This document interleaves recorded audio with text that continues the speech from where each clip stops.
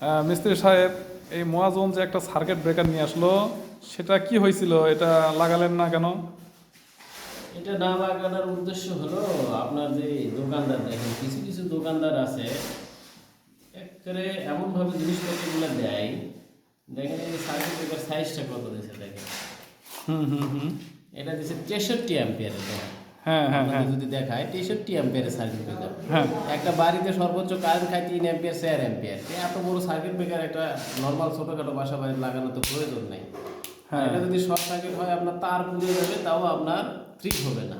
ও আচ্ছা। দেখেন আমি দোকানদারকে স্পষ্ট করে লিখে দিচ্ছি দেখেন 20 অ্যাম্পিয়ারে 20 অ্যাম্পিয়ারে ডাবল এমসিপি সুপার স্টারের কাওয়ার মানে একটু ভালো মানের লিখে দিচ্ছি। হ্যাঁ, দোকানদারের বুঝতে নাই বাস নাই দেবে না, অন্য একটা কোম্পানি দেবে বা না থাকলে বলবে কাস্টমার যে নাই। কিন্তু দোকানদার কিছু কিছু দোকানদার আছে এরকম করে, এরকম করার কারণে আমাদের বাইরের অনেক হয়রানির শিকার হতে হয় বা আমাদেরও কাজের অনেক ভুল হয়ে যায়।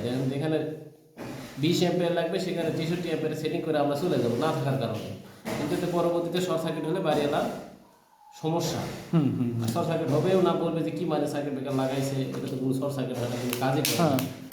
তখন একটা মিস্ত্রির এটা দুর্নাম। ধন্যবাদ। অথচ যে আমরা যে লিস্টটা দিয়েছি এই লিস্টটা যদি ফলো করে তাহলে আমাদের কোনো অসুবিধাই হয় না। দেখেন 20 ampere circuit breaker double MCB super স্টারের কাওয়ার মোড়া ভালো মানের সার্কিট ব্রেকার। হ্যাঁ হ্যাঁ হ্যাঁ তো এটাই হলো মূল উদ্দেশ্য। অবশ্যই দোকানদারের উচিত এই লিস্ট ফলো করে দেওয়া, কারণ কাস্টমার যে কোম্পানি চাইবে যে কোয়ালিটি চাইবে সেই কোয়ালিটি অবশ্যই মেনটেন করা।